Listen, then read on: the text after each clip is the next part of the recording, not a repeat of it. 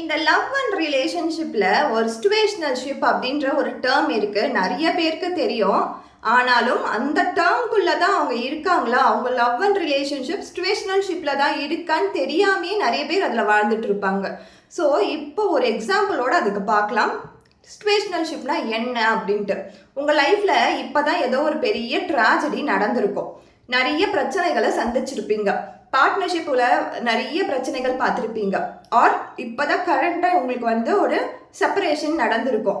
நீங்கள் லோன்லியாக இருக்கும்போது உங்கள் ஃபோன் எடுப்பீங்க, இப்படி பார்ப்பீங்க கான்டாக்டில் யார் இருக்கா, யார்கிட்ட பேசலாம், இப்போ யார்கிட்ட நம்மளுடைய குறைகளை சொல்லலாம், நம்ம மன குமுறலில் யார்கிட்ட சொல்லலாம் அப்படின்ட்டு பார்ப்பீங்க. மன வேதனையிலையோ மன உளைச்சல்லையோ ஆல்ரெடி இருப்பீங்க. ஸோ உங்களோட எக்ஸ் நம்பர் தான் முன்னாடி வந்து நிற்கும். அல்லது ஏதோ ஒரு நீண்ட நாளாக நீங்கள் ஃப்ரெண்ட்ஷிப்பில் இருந்திருப்பீங்க, திடீர்னு நோ கான்டாக்டில் போயிட்டு இருப்பீங்க. ஸோ அவங்க நம்பர் தான் வந்து கண்ணு முன்னாடி நிற்கும். டயல் பண்ணி பேசுவீங்க.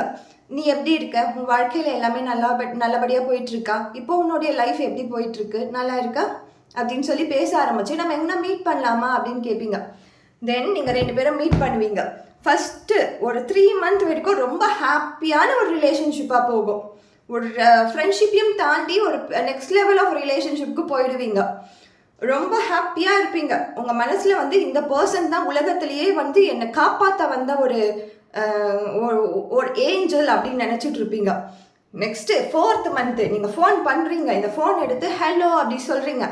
சொன்ன உடனே அந்த பர்சன் கிட்ட இருந்து, நீ எதுக்கு இப்போ ஃபோன் பண்ணுற, நான் என் ஃபேமிலியோட தானே இருக்கேன், நான் வந்து வேலையில் தானே இருக்கேன், நீ ஏன் ஃபோன் பண்ணுறேன்னு சொல்லி கேவலமான வார்த்தைகளால் உங்களை திட்டுறாங்க.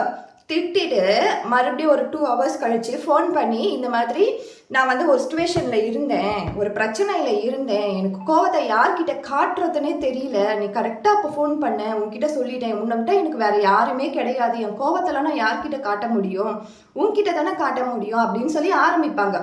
நீங்கள் அந்த இடத்துல என்னவா மாறுறீங்க, டஸ்ட்பினாக மாறுறீங்க. அந்த டஸ்ட்பின்குள்ளே அவங்களோட குப்பைகள் எல்லாம் எடுத்துகிட்டு வந்து போடுறாங்க.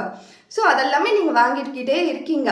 இன்னும் கொஞ்ச நாள் கழிச்சு நீங்கள் ஃபோன் பண்ணி இல்லைன்னா மெசேஜே அனுப்பிச்சாலும், நான் என் குடும்பத்து கூட இருக்கேன்னு உனக்கு தெரியுதில்ல, நீ என் குடும்பத்தை பிரிக்கிறதுக்குனே நீ இதை வேலைலாம் பண்ணுற அப்படின்னு சொல்லி உங்கள் மேலே பழியாக போடுறாங்க.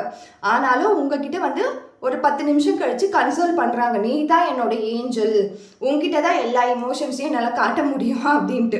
ஸோ அந்த இடத்துலையும் நீங்கள் டஸ்ட்பினாக தான் மாறுறீங்க. ஸோ ஒருத்தவங்களுக்கு இந்த சிச்சுவேஷன்ஷிப்பில் என்னவா இருக்கீங்க, நீங்கள் டஸ்ட்பினாக மட்டும்தான் இருக்கீங்க, குப்பை தொட்டியாக தான் இருக்கீங்க. ஸோ அந்த இடத்துல உங்களுக்கு வந்து ரியலைசேஷனே இருக்காது. நீங்கள் என்ன நினச்சிப்பீங்கன்னா, என் ஃப்ரெண்டு தான் வந்து என்ன நான் காப்பாற்றுறாங்கன்னு நினச்சிப்பீங்க. கொஞ்சம் திங்க் பண்ணுங்கள்.